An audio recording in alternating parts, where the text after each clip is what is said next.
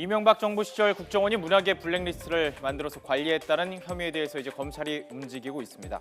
그런데 이명박 전 대통령을 직접 겨냥할 수도 있는 의혹에 대한 폭로도 나오고 있죠. 바로 BBK와 관련된 것인데요. 10년이나 지난 이 사건이 왜 다시 수면 위로 떠오르고 있는 것일까요?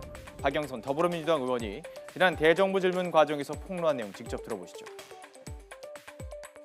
이 BBK와 관련해서 가짜 편지 사건 들어보신 적 있습니까? 네.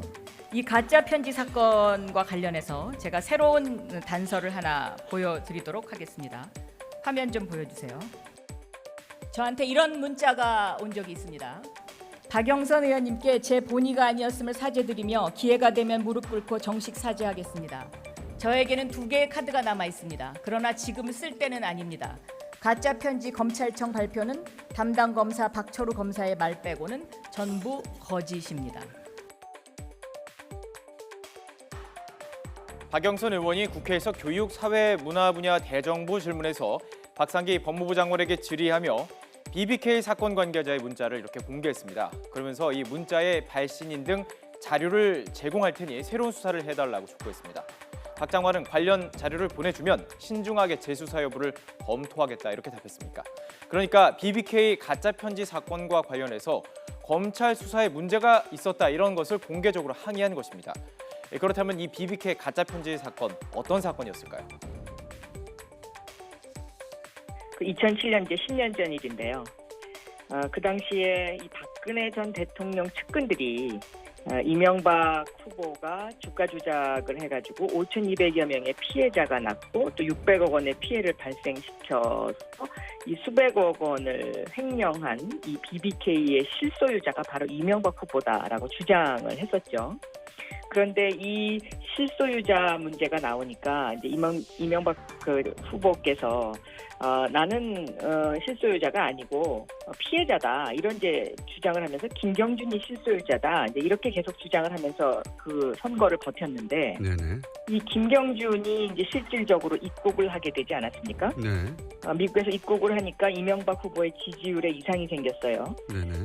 그러니까 그 당시에 한나라당이 이 민주당이 이명박 후보에게 타격을 주기 위해서 김경준 씨를 국내로 데리고 왔다라는 기획 입국서를 주장을 하게 됐고 그렇죠. 예. 그 주장을 뒷받침한 것이 바로 BBK 가짜 편지였습니다. 맞습니다.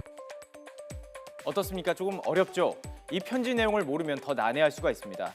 우선 이 편지가 대선 국면에서 아주 중요하게 작용을 했다는 점을 기억하면서 당시 YTN 보도 내용 다시 들어보시죠. 당시 편지에는 자네, 즉 김경준이 큰 집, 즉 청와대하고 어떤 약속을 했건 우리만 이용당하는 것이고 라고 적혀 있어 대선 국면에 큰 파장을 몰고 왔습니다. 이 편지 내용만 보면 청와대와 김경준 씨가 같은 편임을 암시하고 있죠. 즉 이명박 전 대통령에게 불리한 증언을 할 김경준 씨가 국내로 들어온 것이 이명박 후보를 낙마시키려는 측의 기획이었다. 이런 주장의 증거로 사용된 것이 BBK 가짜 편지입니다. 이름에서도 알 수 있듯이 이 편지는 조작된 가짜였습니다. 당시 편지를 발표한 사람은 지금의 홍준표 자유한국당 대표였는데요. 홍 대표는 당시 자신도 그 조작 여부를 몰랐다고 주장을 했고요. 검찰은 수사 후에 무혐의로 결론 지으면서 배우도 없다 이렇게 밝혔습니다. 바로 이때의 검찰 수사에 대해서 박영선 의원은 문제가 있음을 지적하고 있는 것입니다. 여기서의 그 검찰청 발표가 전부 가짜다라는 그 의미는 뭐냐면 그 당시에 검찰이 이 가짜 편지의 윗선은 없다라고 해서 꼬리를 잘라버렸거든요. 그렇죠. 예. 그런데 이 문자가 의미하는 것이 이 윗선이 있다라는 것을 의미하는 것일 거라고 저는 그렇게 생각하고 있습니다. 왜냐하면 이 윗선과 관련된 여러 가지 그 등장인물들이 나오는데요. 네. 이 등장인물들에 대해서 검찰이 다 면죄부를 줬고 그리고 이 등장인물들이 그 당시에 그 면죄부를 받고 조용히 있었으면 제가 그냥 가만히 있겠는데 요즘 보면 마치 대한민국의 정의를 바로 세우는 사람인 것처럼 둔갑을 해서 오히려 더 큰 소리를 치고 있습니다. 윗선의 개입이 있었을 것이다 이런 주장입니다. 만약 박영선 의원의 주장처럼 BBK 가짜 편지 사건의 윗선에 대해서 검찰이 재수사에 나선다면 검찰의 칼끝은 이명박 전 대통령의 최측근을 향할 수밖에 없는 상황입니다.